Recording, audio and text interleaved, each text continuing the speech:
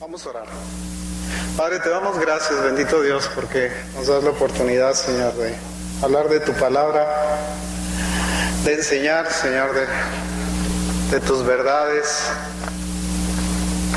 de estar, Señor, delante de esta congregación, reconociendo, Señor, que tú eres el motivo, la razón de nuestra alabanza. La razón por la cual nos reunimos, Señor, es para escuchar de ti, para aprender de ti y para animarnos en ti. Te damos gracias, Señor. Te pido, Señor, que tu Santo Espíritu sea quien ministre, Señor, a esta congregación. Que no sean palabras de hombre, sino las palabras tuyas, Señor. Bendícenos, Señor. Llénanos de tu presencia. Te lo rogamos, Padre, en el nombre de Cristo Jesús, nuestro Señor y Salvador. Amén. Quiero leer una porción de la Escritura que tal vez para cuando termine algunos piensen que quizá no tenía nada que ver con esta plática que tengo preparada para ustedes hoy. La razón por la que la quiero leer es porque tiene mucho que ver con lo que nosotros somos y con lo que nosotros creemos. Tiene mucho que ver particularmente con la época actual, en donde estamos escuchando enseñanzas que parece que quieren desviar a la gente de la buena doctrina. La palabra de Dios es un todo. No está dividida por nada. Las divisiones que le pusieron son divisiones humanas. La verdad es que el testimonio del Señor es desde el principio hasta el fin, con una renovación de un pacto que fue puesto al hombre y que se pagó con la sangre del Señor Jesucristo. Esa es la única diferencia que tiene. Entre una parte y otra no existen espacios. No hay excepciones. No hay forma de evitar que nosotros estemos viviendo en un lado y en otro lado. Es curioso, hace un tiempo me dijo una persona, dice, la ley fue escrita para que los tontos la sigan y para que los tontos no la sigan. Y yo le contesté, pues yo prefiero ser un tonto siguiendo la ley que un tonto por no seguirla. Sí. La verdad es que muchas veces nosotros pensamos que podemos transgredir la ley de Dios y podemos nosotros pasar inadvertidos porque creemos que Dios se place en que nosotros seamos creyentes nada más. Pero déjeme hacerle una pregunta. ¿Quién cree que será más digno en la voluntad de Dios? ¿Uno que vive en la gracia sin la ley o uno que vive en la gracia con la ley? Yo estoy seguro que el segundo es más digno delante del Señor, porque el primero sería un libertino, el segundo tal vez sea considerado como un legalista, pero no importa, cualquier cosa que nosotros hagamos por el Señor es bien vista a los ojos de Dios. ¿Sí se da cuenta de eso? Cualquier cosa que usted haga para el Señor se lo agradece. Pero no por Él, sino por usted mismo. Porque quien recibe la bendición y quien tiene la ventaja es usted mismo. Déjeme leerle lo que dice la primera carta a Timoteo en el capítulo 4. Dice, pero el Espíritu dice claramente que en los postreros tiempos algunos apostatarán de la fe, escuchando espíritus engañadores y a doctrinas de demonios, por la hipocresía de mentirosos que teniendo cauterizada la conciencia, prohibirán casarse y mandarán abstenerse de alimentos que Dios creó, para que con acción de gracias participasen de ellos los creyentes y los que han conocido la verdad. Porque todo lo que Dios creó es bueno y nada es de desecharse si se toma con acción de gracias, porque por la palabra de Dios y por la oración es santificado. Si esto enseñas a los hombres, serás buen ministro de Jesucristo, nutrido por las palabras de la fe y de la buena doctrina que has seguido. Desecha fábulas, desecha Ya me perdí. Desecha fábulas profanas y de viejas.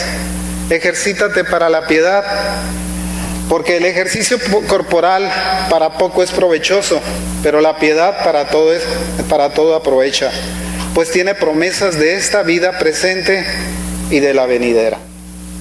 Palabra fiel es esta y digna de ser recibida por todos, que por esto mismo trabajamos y sufrimos oprobios, porque esperamos en el Dios viviente, que es el Salvador de todos los hombres, mayormente de los que creen. Esto manda y enseña: ninguno tenga en poco tu juventud, sino sé ejemplo de los creyentes en palabra, conducta, amor, espíritu, fe y pureza. Entre tanto que voy, ocúpate en la lectura, en la exhortación y en la palabra. No descuides el don que hay en ti, que te fue dado mediante profecía con la imposición de las manos del presbiterio. Ocúpate en estas cosas, permanece en ellas, para que tu aprovechamiento sea manifiesto a todos. Ten cuidado de ti mismo y de la doctrina, persiste en ello, pues haciendo esto te salvarás a ti mismo y a los que te oyeren. Ten cuidado de ti mismo y de la doctrina. Y les decía que tal vez la lectura de esto tiene que ver con algo que es tan importante, que es el hecho de que nosotros seamos verdaderamente completos. ¿Sabe que dentro del cristianismo, para ser una persona completa, tiene usted que ser una persona híbrida? ¿Usted sabe lo que es un híbrido? Es una mezcla de dos naturalezas, ¿sí? Así tenemos la mezcla de un caballo con un burro y nos sale un macho o una mula, ¿sí? La cruza de un león con un tigre nos sale un liger, ¿sí? Es una cruza real, existente. Son híbridos porque no están dentro de su naturaleza. Bueno, nosotros somos híbridos en ese sentido. Nosotros somos la presencia de una naturaleza humana con una naturaleza divina incrustada, ¿sí? La presencia del Espíritu Santo en nosotros hace que nosotros tengamos esa naturaleza doble, esa naturaleza que nos hace muchas veces hacernos hacia un lado o hacia el otro, ¿sí? De manera que la tendencia que usted tenga no es otra cosa más que la presencia de dos naturalezas en usted. Por un lado la carnal y por otro lado la espiritual. Muchas veces somos más carnales que espirituales. A veces somos más espirituales que carnales. Y tal vez dentro de las dos, de ese hibridismo que nosotros tenemos, lo más importante delante de Dios es que nosotros seamos más tendientes hacia la naturaleza divina o hacia la naturaleza espiritual, digamos, en nuestra vida. Hay quienes siguen siendo gentes completas. Tal vez se creen que no tienen la necesidad de que una naturaleza divina habite en ellos y por lo tanto rechazan la presencia de Dios en sus vidas. La presencia de cualquier influencia, digamos, externa, la rechazan. Aceptan más las imposiciones, digamos, que el mundo les da, en lugar de la invitación que Dios nos hace muchas veces a ser partícipes de su naturaleza.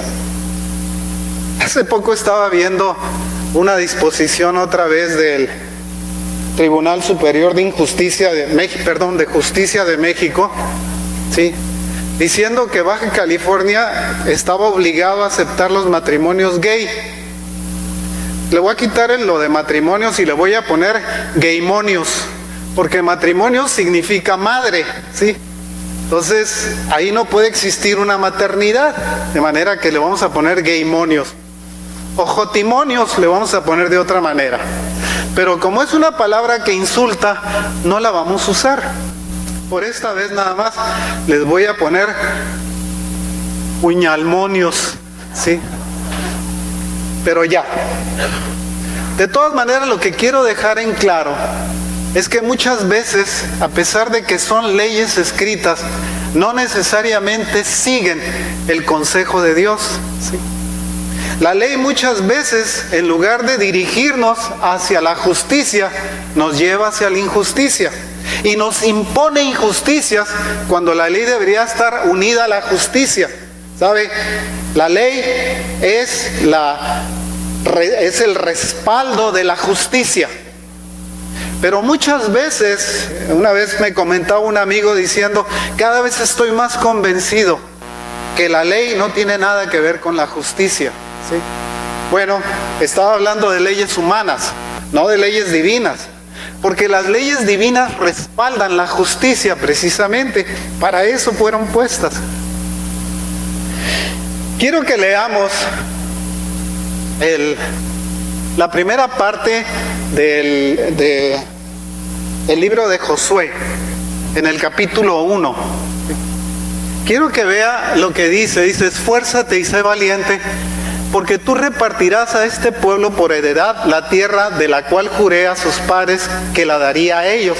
Solamente esfuérzate y sé muy valiente, para cuidar de hacer conforme a toda ley que mi siervo Moisés te mandó. No te apartes de ella ni a diestra ni a siniestra, para que seas prosperado en todas las cosas que emprendas. Nunca, dice, se apartará de tu boca este libro de la ley, sino que de día y de noche meditarás en él, para que guardes y hagas conforme a todo lo que en él está escrito, porque entonces harás prosperar tu camino y todo te saldrá bien. Mira que te mando que te esfuerces y seas valiente, no temas ni desmayes, porque Jehová tu Dios estará contigo en donde quiera que vayas. ¿Sí? Fíjese la promesa que le da el Señor a Josué. Primero le dice, esfuérzate y sé valiente. Haga de cuenta que le hace un sándwich, ¿sí? Le dice, esfuérzate y sé valiente, ley, esfuérzate y sé valiente. Entre una y otra, dice, el centro de todo eso está precisamente en el cumplimiento de la ley. No podía decirle, esfuérzate y sé valiente, porque te voy a hacer un guerrero gigantesco y vas a ser un triunfador en todo. No le dice eso. Lo que le está mandando es que nunca se aparte de tu boca este libro de la ley, que lo tienes que aprender. A veces nosotros pensamos que un buen cristiano es aquel que se sabe muchos versículos. Decimos, oye, ¿te sabes el versículo? Sí, cómo no, uy, buenísimo, yo soy buenísimo para repetir versículos, y estamos versículo tras versículo aprendiéndolos de memoria. Cuando el Señor no pretende que nosotros aprendamos versículos de memoria, la pretensión del Señor es que nosotros aprendamos el concepto que ese versículo nos quiere dar. Cuando usted aprende el concepto del versículo, usted no necesita recordar el versículo. ¿Sabe por qué? Porque el concepto se hace parte de usted. Se forma parte de usted mismo. No solamente lo tiene aquí, lo tiene en su corazón. Y ese versículo o esa enseñanza, ese concepto es el que guía su vida. De ninguna manera nosotros podemos guiar nuestra vida por aprendizaje de memoria. ¿Por qué no haces esto? Porque no me sé ese versículo. Sí. Ese versículo no lo sé. Nunca lo he estudiado. No me lo he aprendido de memoria y por lo tanto no lo puedo practicar. Lo importante no es tanto eso, sino el concepto mismo. El Señor le estaba diciendo a Josué, dice, nunca se apartará de tu boca este libro de la ley. Lo vas a repetir una y otra vez hasta que se haga un concepto en ti y vivas dentro de ese concepto y aprendas que estar dentro de ese concepto significa estar en buena postura delante de Dios. No se trataba de que se hiciera, te voy a enseñar a manejar la espada y te voy a hacer un guerrero gigantesco y enorme y grandísimo y fuertísimo y nadie te va a vencer. No le está diciendo eso, hermano. Nosotros a veces creemos que las enseñanzas que muchas gentes nos traen nos llevan precisamente a que nosotros seamos un campeón. Hey, ¿en dónde dice el Señor que nosotros íbamos a ser campeones de qué? ¿De lucha? ¿De fútbol? ¿De qué? El Señor nos dice que no se aparte, dice, este libro de la ley, dice, ¿para qué? para que todo te salga bien. Dice, solo esfuérzate y sé muy valiente para cuidar de hacer conforme a toda la ley que mi siervo Moisés te mandó. No te apartes de ella ni a diestra ni a siniestra, para que seas prosperado. Sí. Ahora, usted puede pensar que yo le estoy hablando de prosperidad. No se confunda. Yo no le estoy hablando de que usted sea próspero, o tenga una prosperidad financiera. Yo lo que le estoy diciendo es que usted tiene que tener una prosperidad en su vida. La prosperidad no solamente se refiere a las cuestiones financieras, se refiere también a las cuestiones de familia, se refiere a las cuestiones de trato, de amigos, se refiere a las cuestiones sociales. A todas esas cuestiones el Señor se está refiriendo que usted sea una persona próspera. Si dentro de eso tiene usted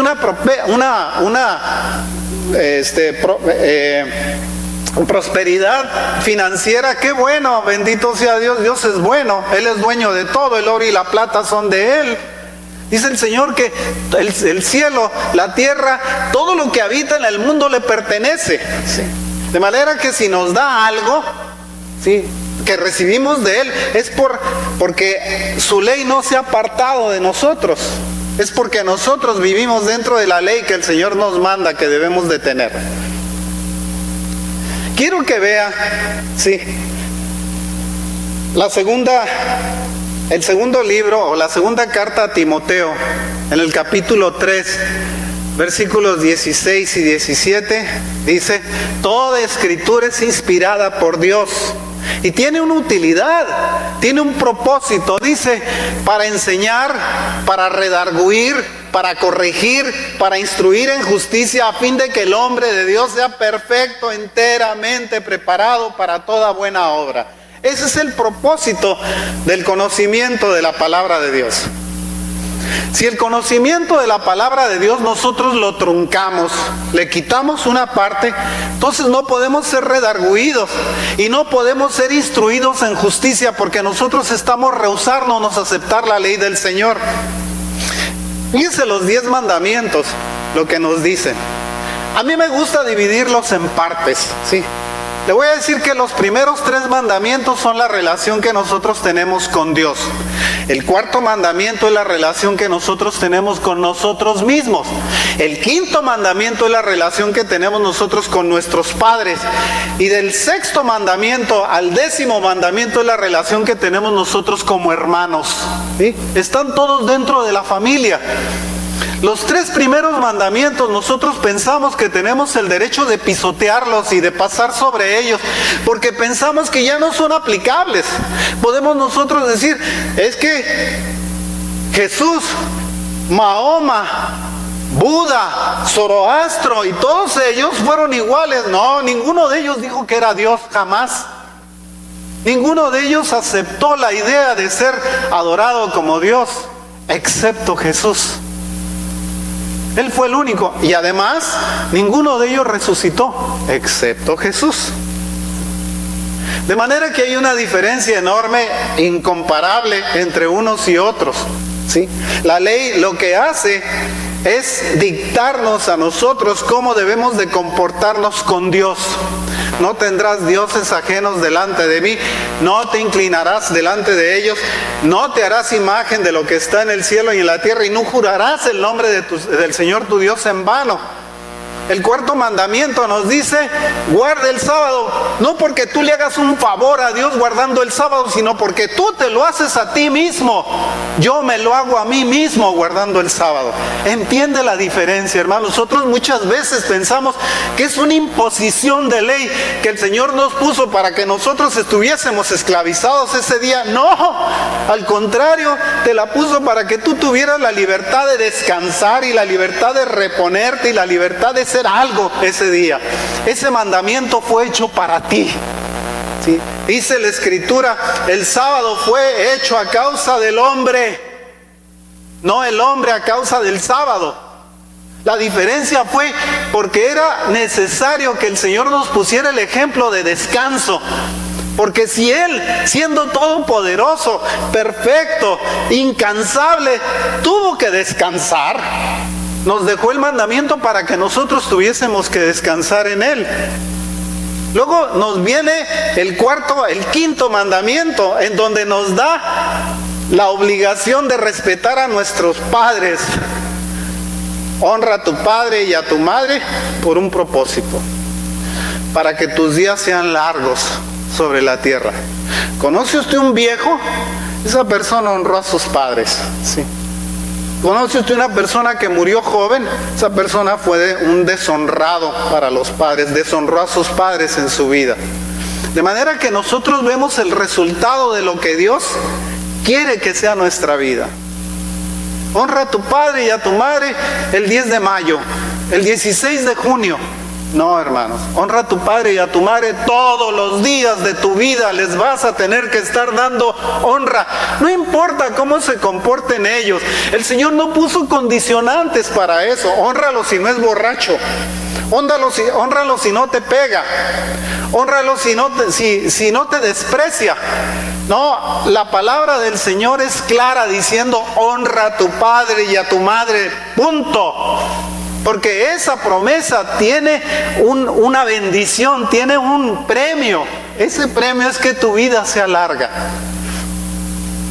Hónralos. No te canses de hacerlo.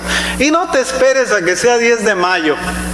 Pobres mujeres, las que son madres, se tienen que esperar un año a que el año siguiente su familia se acuerde de que tienen madre. O su padre se tiene que recordar dentro de un año que tienen padre, cuando debería ser diario nuestra honra hacia ellos, diario. No pone condicionantes el Señor. Yo no he encontrado que sea una sugerencia en donde diga la ley que debemos de honrarlos porque se portaron bien, y quiénes somos nosotros para hacerles juicio. Si nosotros fuimos el resultado de una equivocación de lo que sea, de todas maneras siguen siendo nuestros padres.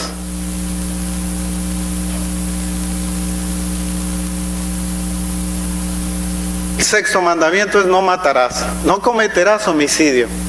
Ten cuidado de levantar la mano contra tu hermano. El mismo Señor Jesús dice: y aquel que le dijere a su hermano fatuo, dice, o tonto, o como quiera llamarlo, en otros términos, ¿sí?, dice, es culpable delante del concilio, delante del consejo, como un homicida.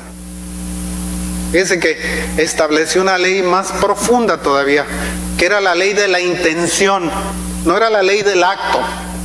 Cuando nosotros vemos el Antiguo Testamento, nosotros estamos viendo las leyes del acto, las leyes de no hagas esto. El Señor dijo: no pienses esto.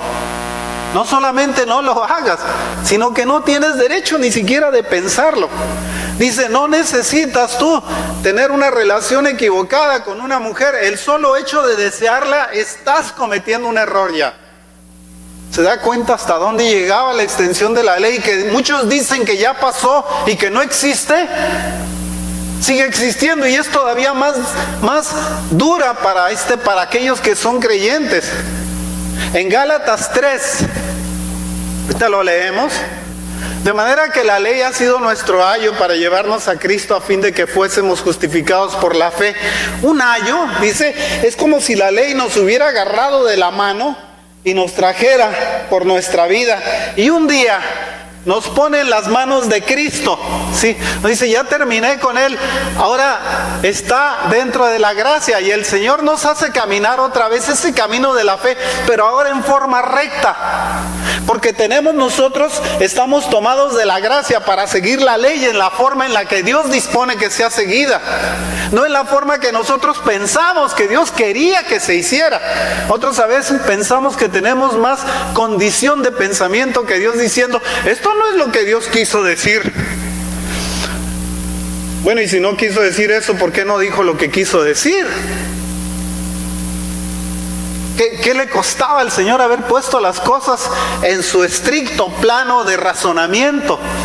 La forma en la que nosotros lo interpretamos es la forma equivocada. La forma escrita es la forma correcta. Nadie puede decir, a esto no se vale, de aquí para acá no se vale, esto ya pasó, aquello sigue todavía. No, el mismo Señor Jesucristo le advirtió a sus discípulos: el cielo y la tierra pasarán, dijo, pero mi palabra, mi ley, no pasará. Esa fue una verdad que el Señor les dejó, porque ellos pensaban que estaban por encima de la ley. Y el Señor los corrigió y los volvió a traer a la ley y les dijo: no se me salgan del huacal. Pueden ustedes tener el mal ejemplo de los fariseos, pero el cielo y la tierra pueden pasar, pero la palabra de Dios, la ley que está escrita en ella, no va a pasar, les dijo. Yo no vine a quitarla, vine a cumplirla. Esas fueron sus palabras. No he venido a abrogar la ley, he venido a cumplirla, dijo el Señor. Vine para que se cumpliese la ley, para que la ley fuera puesta delante de nosotros como el cumplimiento de algo que sí se puede hacer en la gracia. Fuera de la gracia es imposible guardar la ley del Señor, porque entonces se convierte en una serie de no hagas esto.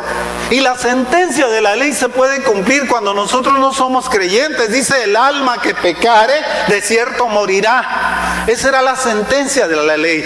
Y era pasarse nada más una tilde o una jota. Era lo poco. A veces nosotros podemos brincarnos un pedazo de la ley y regresar al Señor, porque siempre tenemos el recurso del arrepentimiento.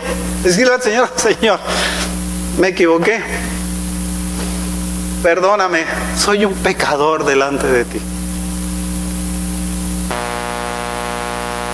A los borrachos no les dicen borrachos, les dicen enfermos alcohólicos. Enfermo, les venden la enfermedad en la esquina, ¿o qué? A los drogadictos, pobres drogadictos, enfermos, ¿qué? ¿No les cuesta la droga que compran? ¿No tienen que robar para ponérsela? ¿Alguien se las pone gratuitamente? Lo hacen porque su voluntad está sujeta a eso, porque quieren hacerlo, porque la tendencia carnal les indica que eso es lo que tienen que hacer. ¿Por qué? Porque les falta una cosa, les hace falta algo. La Escritura le dijo el Señor a Nicodemo: te es necesario nacer de nuevo. Ese era el problema. Nosotros a veces pensamos que podemos pasar de la indignidad a la dignidad solamente diciendo: sí, Señor, sí acepto, sí te recibo como mi Señor y como mi Salvador. ¿Eso es suficiente? No, tenemos que nacer de nuevo. Tenemos que morir a la vieja naturaleza y nacer a una nueva naturaleza. Y ese nacimiento, ese cambio nos cuesta trabajo.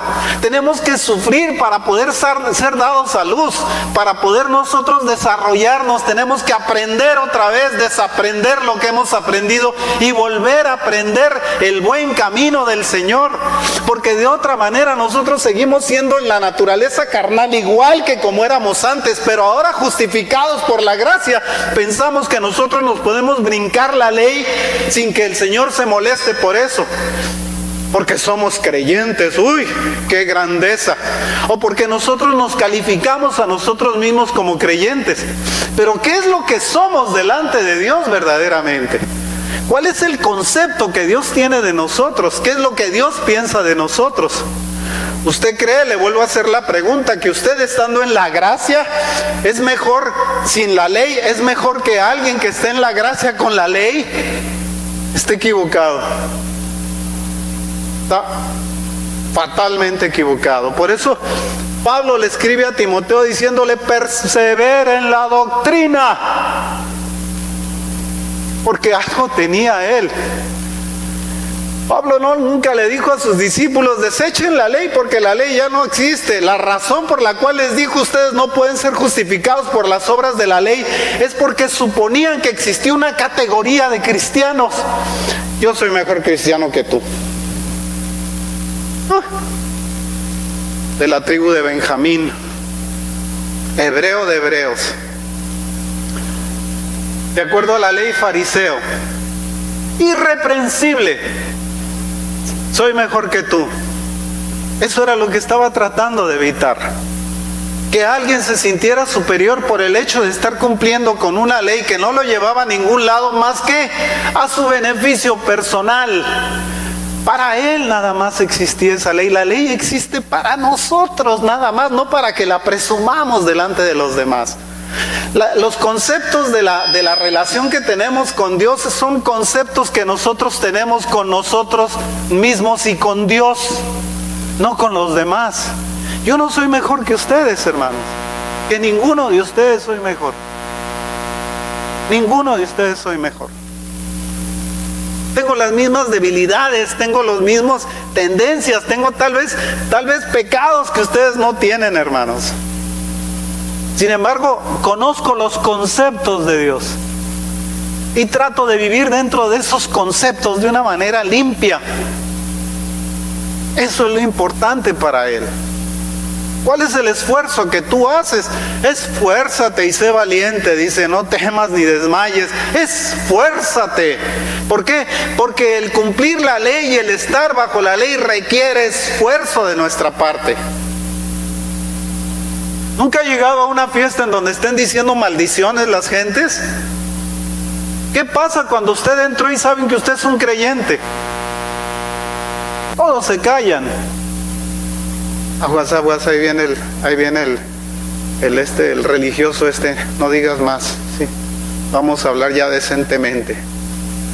Ya deje de hablar como chusma. Pero ¿qué pasa si usted empieza a hablar igual que ellos? ¡Ja! No que eras creyente. No decías que eras cristiano y que tú para acá y tú para allá. ¿Sabe por qué? Porque usted, por quedar bien con la sociedad, con el mundo, quedó mal con Dios. Ese fue el problema. Y no es que Dios se lo reproche, es que usted se tiene que dar cuenta de que usted tiene que ser luz a donde quiera que vaya, a donde quiera que esté. La gente por lo menos debe con este no se puede hablar de estas cosas porque te pega una barrida que no veas, ¿sí? Mejor nos callamos delante de Él. El mundo cristiano es un mundo muy silencioso, porque quienes viven dentro del cristianismo no necesitan presumir delante de los demás de lo que son. Una vez que les diga es suficiente. Hay gentes que entienden con una cachetada. No necesitan más.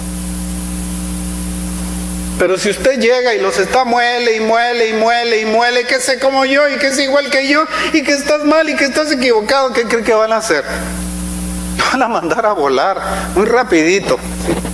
Porque no les está usted predicando con ejemplo, les está predicando con palabras. No le está predicando con conceptos, le está predicando con leyes. Y el Señor no quiere que usted aprenda leyes para decirlas a los demás y para gritarlas a medio mundo. Él quiere que usted aprenda conceptos para que usted viva dentro de esos conceptos. Usted es el que tiene que vivir en ellos. La ley fue dejada para nosotros en forma particular, en forma personal. La Escritura está puesta para que sea un libro que el Señor le escribió a usted se lo escribió. A nadie más. Usted fue el motivo de las cartas que el Señor plasmó aquí en su palabra. Usted fue el motivo de esas cartas. Usted es la razón por la que fueron escritas. ¿Se da cuenta del privilegio que le da? Muchas veces nosotros pensamos, no, esto no es para mí. Claro que es para usted. Desde Génesis 1:1 hasta Apocalipsis 21:22, ¿cuántos tiene? Los exégetas, ¿cuántos tiene? No me importa, no es importante. Lo importante, le digo, es el concepto que está escrito en ellos. Porque las divisiones que tiene la Escritura son divisiones humanas. No es la forma en la que el Señor las dictó. El que nosotros le pongamos capítulos y luego versículos y lo vayamos dividiendo es para nuestra facilidad de lectura. Pero no fue la forma en la que fue escrita. A usted no le escribe una carta a alguien diciéndole, capítulo 1, versículo 1, te saludo afectuosamente. Versículo 2, ¿cómo estás? Versículo 3, fíjate que yo estoy bien y que en mi casa todos bien. Versículo 4, y ahí se van para abajo. No nos escriben así. Nos escriben una carta desde el principio, teniendo una coherencia de escritura. Tal vez se salten conceptos y ya, bueno, pues se me brincó de un concepto a otro.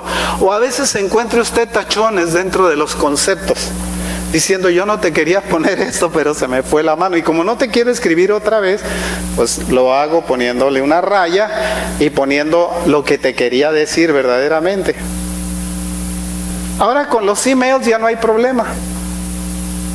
Sencillamente le borra usted, a no ser que usted se llame Venancio y que se ponga a ponerle este corrector a la pantalla de su PC. Pero la escritura no fue puesta de esa manera. Todo lo que dice, palabra por palabra, versículo tras versículo, concepto tras concepto, fue puesto para usted, ¿sí? Les decía que la ley es como un ayo que nos tomó de la mano y nos llevó a las manos de Cristo, para que una vez en las manos de Cristo nosotros podamos caminar rectamente dentro de la ley, ¿sí? No me estoy saliendo de línea. No me estoy saliendo de línea. Porque voy tomado de la mano de Cristo. Cuando yo estoy fuera de la mano de Cristo, estamos jugando como a la, ¿cómo se llaman los? En donde brincan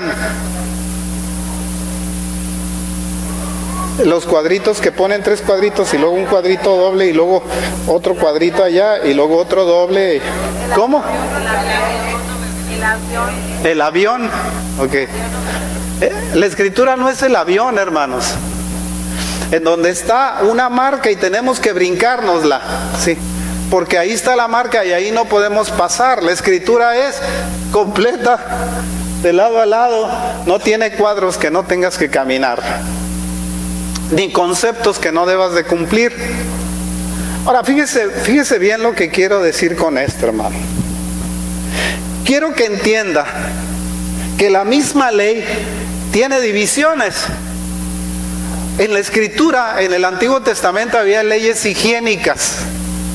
Tales leyes higiénicas tal vez no sean, digamos, aplicables para este tiempo. Pero estoy seguro que usted no se come un sopilote. ¿O alguno ha comido sopilote alguna vez?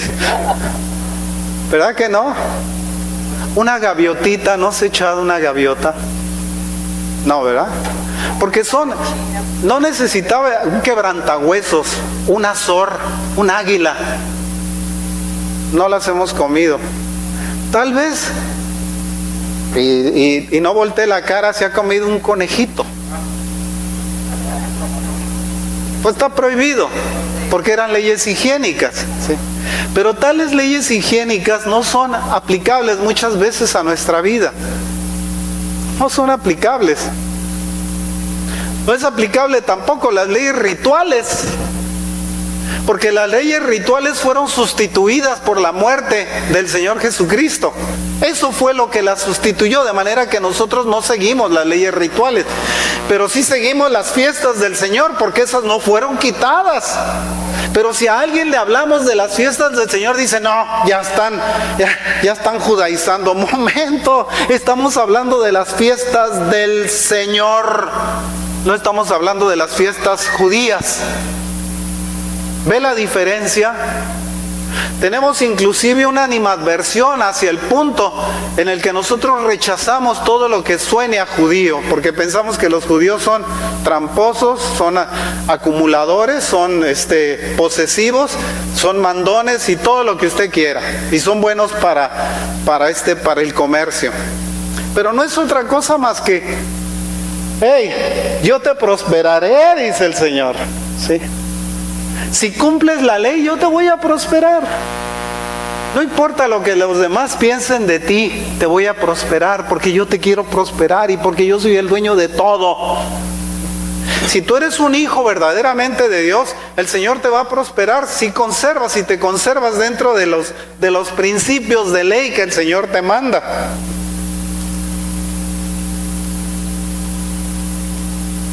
Les decía que la ley dentro de la palabra del Señor fue puesta para que nosotros tuviésemos justicia. No fue puesta para que uno u otro se aprovechara de ella, sino para que todos estuviésemos bajo el cuidado de esa ley que nos proveía justicia a todos. ¿Qué es lo que pasa con las leyes en México? ¿Ustedes creen que van a meter a la cárcel a un sinvergüenza que está enriqueciéndose ilegítimamente? No, porque las leyes no fueron puestas para él. Las leyes puestas para él no existen. Claro, si nosotros somos lo que lo hacemos, nos vamos a ir a la cárcel. Siempre le he recomendado a la gente, mire, si usted va a robar en México, digo, no porque esté permitido hacerlo, pero si lo va a hacer, sí, hágalo por millones, así no le van a hacer nada. Si se roba 10 pesos, lo van a meter a la cárcel. Si se roba 10 millones de pesos, lo van a tener encerrado en su casa. Y le van a dar chance de que salga de vez en cuando y tenga su televisor ahí, ve el fútbol y ponga su cancha de golf afuera y cosas de esas. Pero si usted es pobre, usted va a tener que pagar por la ley, porque la ley humana no es necesariamente justa. ¿Qué pasó con Caro Quintero? Lo sueltan libre y luego lo andan buscando para meterlo a la cárcel. ¿Para qué lo soltaron? ¿Qué pasó con la Cassés? La soltaron libre y vámonos a Francia, así, ya no la agarran allá. ¿Qué pasó con la rata esa que tenía, que estaba acusado de homicidio? Fíjense las leyes en México, en este país, sí. Acusado de homicidio y de enriquecimiento ilícito, el hermano de Salinas de Gortari, sí. Acusado de homicidio, de 2 homicidios. Lo sueltan en libertad y le regresan toda su feria. Hey, esas son las leyes. ¿Usted cree que esas leyes son aplicables en la ley de Dios? Si la ley de Dios fuera la ley, la constitución en nuestro país, nadie absolutamente se atrevería a brincárselas. ¿Sabe por qué? Porque el castigo de la ley era la muerte. De manera que si alguien transgredía la ley de una manera violenta, ¿sí?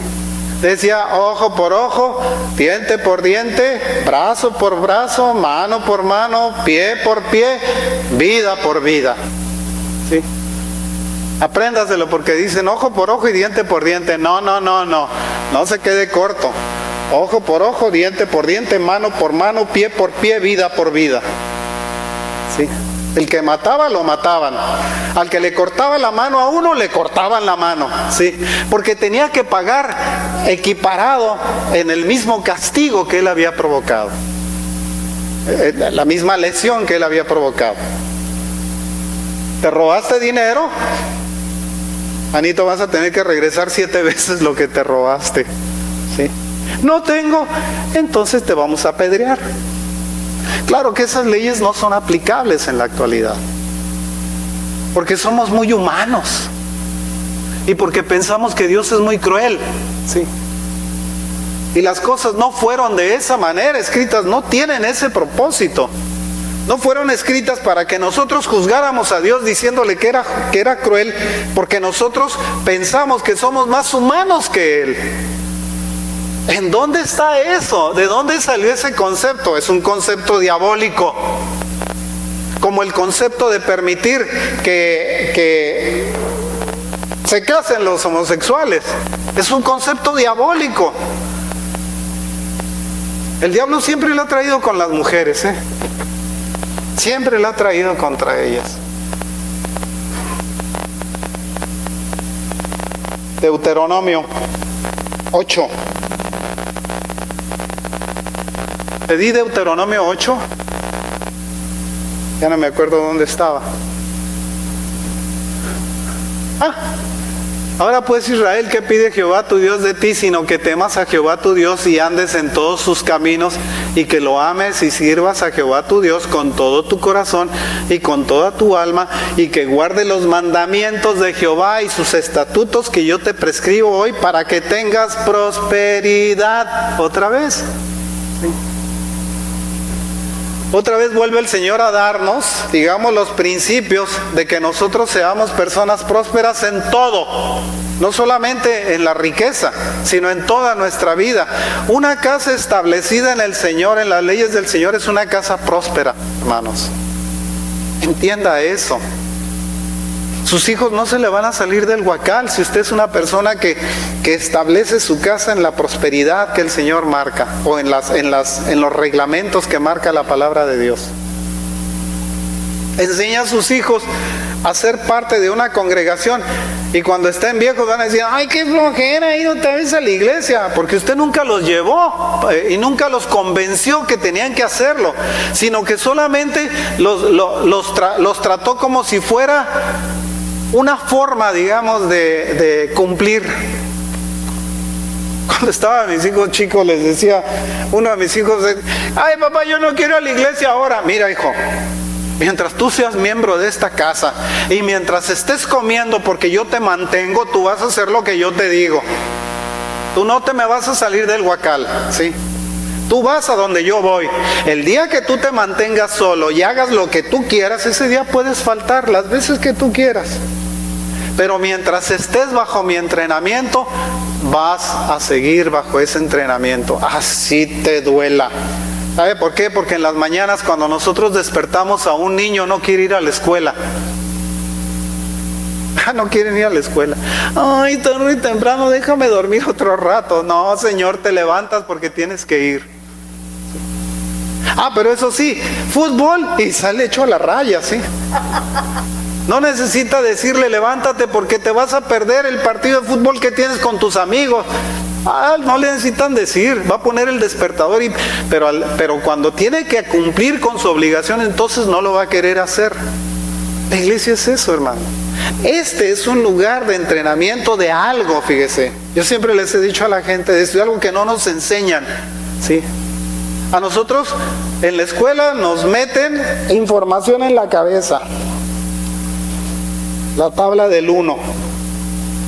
1 por 1, 1, 1 por 2, 2, 1 por 3, 3, 1 por 4, 5.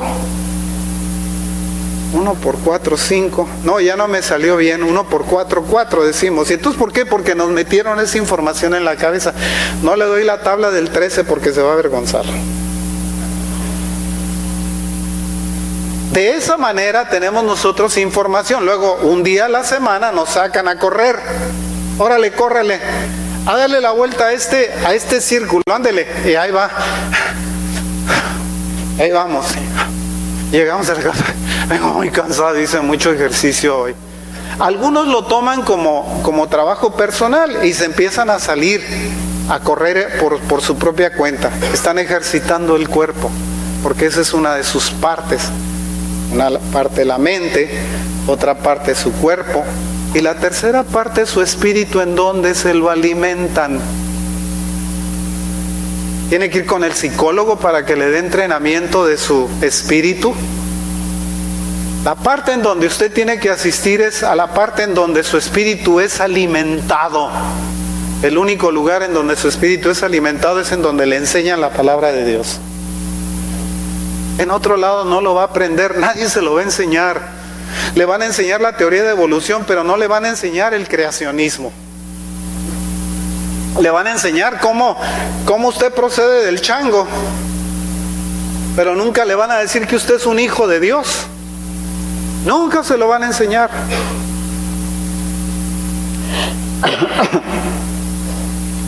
Deuteronomio 10, 12, 13. Ahora pues, Israel, ¿qué pide Jehová de ti? Sino que temas a Jehová tu Dios, que andes en todos sus caminos y que lo ames y sirvas a Jehová tu Dios con todo tu corazón y con toda tu alma, que guarde los mandamientos de Jehová y sus estatutos que yo te prescribo hoy, para que tengas prosperidad.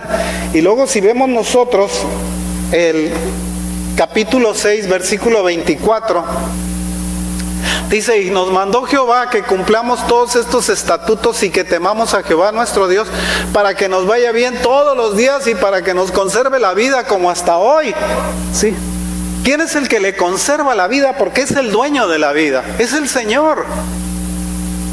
Si usted tiene vida es porque el Señor le ha permitido tener vida hasta hoy. Hasta hoy nos ha ayudado el Señor. Hasta hoy tenemos vida, ¿sí? Hasta hoy tenemos salud. ¿Cuánto nos va a durar el tiempo que el Señor nos permite estar en esta tierra? Hey, Dios es soberano, Él lo sabe. A veces yo me pregunto, fíjense, a veces salen profecías dentro de predicaciones, por ejemplo, o de enseñanzas que se dan en páginas. Y luego la gente está, ¿y esto será cierto o no será cierto? ¿Tendrá razón o no tendrá razón? No sé. La Escritura dice, todo te es lícito, pero no todo te conviene. Escudriñalo todo, retén lo bueno, desecha lo malo, ¿sí? Eso es lo que te dice, también te enseña conceptos otra vez. ¿De qué le sirve a usted decir que una gente que dio una profecía está mal? ¿Está equivocado? ¿Por qué? Oye, ¿porque tú sabes más que él? ¿O porque a ti te revelaron algo especial? ¿Por qué dices que esté equivocado? ¿En qué te basas para decir que esté equivocado? ¿Es una profecía? ¿Es algo que no ha ocurrido todavía? ¿Que está dentro de la voluntad de Dios o no? El Señor sigue siendo soberano. ¿Qué es lo que te dice el Señor? Escudriñalo todo, retén lo bueno, desecha lo malo. ¿No quieres creerlo? No lo creas. ¿Lo quieres creer? Créelo. ¿Cuál es el problema? ¿Por qué te aferras en determinar que tienes o no tienes razón? ¿Por qué esa intención con las cosas de Dios? En la profecía particularmente, cuando nosotros nos es dada profecía, nosotros debemos de tomar la profecía, escudriñarla, aceptarla o rechazarla, punto. Pero no, es que no está bien, es que está equivocado, es que esto y es que aquello. No, hermano, cuando usted escuche una profecía, usted escúchela, usted analícela y usted cállese en sus comentarios. Porque sus comentarios valen cero. Porque usted no tiene experiencia para eso, ni para un lado, ni para el otro lado. Inclusive la persona que lo está diciendo porque la persona siente que es un mandato de Dios decirlo. Lo dice y no llega, y se los voy a certificar, Hey, nunca. A mí eso me parece absurdo. Las certificaciones proféticas son absurdas. Las únicas que creo son las de la Escritura. Las demás las escucho y tengo cuidado en guardarlas. Nada más. No digo que está bien, está mal. No me atrevo a decir eso, porque no tengo la experiencia para juzgarla en ese sentido. Deuteronomio 12:28.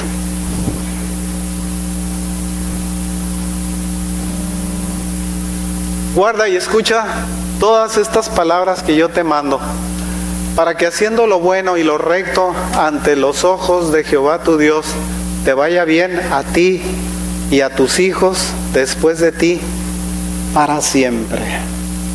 Esa es la promesa que nos hace, hermano. Guarda, dice, las palabras de esta ley, para que te vaya bien a ti y para que le vaya bien a tus hijos, y para que le vaya bien a tus nietos, y para que le vaya bien a tus bisnietos. Porque las cosas bien aprendidas del Señor tienen repercusión por generaciones, hermanos. Por generaciones. Nosotros no esperamos que la bendición que el Señor nos dé sea nada más personal. Cuando somos parte de una familia, estamos ciertos que la bendición que el Señor nos da es para nuestra familia y para quien descienda de ella. ¿Me explico? Porque es muy importante que nosotros pensemos en eso, porque la repercusión no es solamente para nosotros. Cuando nosotros actuamos justamente delante del Señor, nosotros estamos extendiendo esa bendición hacia nuestra descendencia.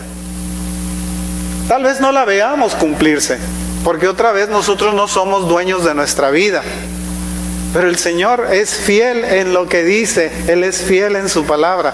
Para que te vaya bien a ti, dice, para que te vaya bien, para que les vaya bien a tus hijos después de ti, para siempre, ¿sí? Para siempre. Qué importante es esa palabra. Y nosotros podemos agarrar y quitarle eso. Que te vaya bien a ti y a tus hijos. No dice eso. Hay que terminar la frase, ¿sí? Hay que terminar la oración, hay que pensar de acuerdo a lo que es la promesa que el Señor nos da en su palabra. Esta expresión de para siempre es una expresión muy importante. Es una expresión que significa que cuando nosotros somos obedientes a lo que el Señor nos dice, nos manda, nos da, las repercusiones para nuestra familia van a ser para siempre. Pero tenemos nosotros que ser sinceros, honestos con Él, ¿sí? Por eso los principios de la ley del Señor no se pueden brincar. Fíjese hasta qué punto se han brincado. Ya voy a terminar, hermanos. Se aprobaron matrimonios de 3. Ya no son 2, ahora son 3. Se aprobaron matrimonios con animales. Ya no es gente con gente, ahora es gente con animal, ¿sí? En algunos países están aprobando los matrimonios, es obligación de las congregaciones de las iglesias casar homosexuales. El día que eso pase, hermanos, ahí sí yo, ¿sí? No me vuelven a ver por aquí, ¿ok? Y no es porque me raje y le corra, sino porque no pongo en problemas el testimonio que yo tengo delante del Señor. No voy a participar de eso. No lo hago. Por principio no lo hago. Punto. ¿Te vamos a meter a la cárcel? Pues métanme a la cárcel, pero no lo hago. ¿Por qué? Porque nosotros debemos de ser de una pieza delante del Señor. Firmes en lo que creemos, ¿sí? ¿Para qué? Para que nos vaya bien. Dice, en el mundo tendréis aflicción, pero no temáis, decía el Señor Jesús, yo he vencido al mundo, ¿sí? El mundo no me hace nada, no puede hacerme nada. El mismo Señor le dijo a Poncio Pilato, le dijo, no me quitas tú la vida, le dice. Es el Señor, dice, el que tiene el control de ella. Tú no puedes hacerme nada que no sea permitido por Dios. No puedes hacerme nada. De manera que nuestra vida está en sus manos. Y más aún cuando nuestra vida está en sus manos, porque nosotros vivimos bajo la ley que el Señor nos manda. La ley que nosotros no podemos desechar porque nos caiga gorda. ¿Usted cree que el Señor en su palabra permitía que el hombre tuviera relaciones sexuales con animales? ¿Que hubiera perversiones de familia? No lo permitía, porque estaba dentro de sus leyes, porque eran leyes sociales. Porque las leyes sociales tienen que cumplirse para que nosotros vivamos en una sociedad. Están alegando que pisoteamos nosotros los derechos de una persona cuando le negamos que haga algo. Bueno, oye, si yo mato a alguien, yo quise matarlo, ¿por qué me pisoteas mis derechos de desearlo? ¿Verdad? Es lo mismo. Yo quise poner una dinamita en este edificio, ¿por qué me quitas mis derechos de querer poner dinamita en este edificio? Si yo lo quiero hacer, está en mi derecho a hacerlo. Entonces la Suprema Corte va a decir, sí es cierto, no podemos pisotear los derechos, y las leyes existen para que exista una sociedad equilibrada, una sociedad justa, no para que nosotros andemos buscando votos de nadie. No tenemos que quedar bien con nadie, con el único que tenemos que quedar bien es con Dios. Nosotros eso es lo que creemos. El mundo enseña otra cosa. Cuidado que nosotros nos inclinemos pues hacia el hibridismo que tenemos, en donde nosotros tenemos la naturaleza humana y la naturaleza divina. Y nosotros le demos más rienda a la naturaleza humana que la sujeción que le debemos a la naturaleza divina. Mientras hace usted más de la naturaleza divina, es usted más aceptado delante de Dios. No es que usted sea mejor o superior, usted lo sabe, porque a Dios no lo podemos engañar. A Dios dice, Dios no puede ser burlado. Todo lo que el hombre sembrare, dice, eso también segará. Si usted siembra injusticias, va a segar injusticias. Si siembra vientos, va a segar tempestades. Si siembra usted deshonestidad, va a segar deshonestidad. Es una ley de sembrar y cosechar. Si siembra usted naranjas, ¿va a cosechar manzanas? Nunca. Imposible. Las leyes de cosecha son estrictas. Fíjese que nosotros no podemos inclusive ni siquiera transgredir las leyes de Dios. Digo, ni siquiera las leyes de Dios, porque la ley de gravedad fue puesta por Dios. ¿Usted cree que yo hago esto y me voy a elevar porque quiero? Yo no puedo ir en contra de las leyes de Dios. Esta ley de la gravedad el Señor la puso. Y me guste o no, yo tengo que cumplirla. Claro, me puedo inventar mi avión y desafiar esa ley de la gravedad. Pero que se me acabe la gasolina volando y verá cómo la ley de la gravedad me va a decir, hey, te quisiste pasar de vivo, sí, vas para abajo. ¿Por qué? Porque las leyes establecidas por Dios son eternas. No las podemos brincar. Así sigue saliendo el sol de aquel lado, se pone de aquel lado, ¿sí? Sale del este, se pone en el oeste. Nunca lo hemos visto salir al revés, ¿sí? Nunca. En toda la existencia del mundo, no falta por ahí algún científico que diga, con la baba así colgándole. Hace 4,000 millones de años la Tierra giraba al revés, ¿sí? Ahora giraba así. Ya no giraba así, giraba así. Y entonces otro montón de tarugos le cree. Porque fíjense cuando nos dicen, hace 3 millones de años existieron tales animales en la tierra.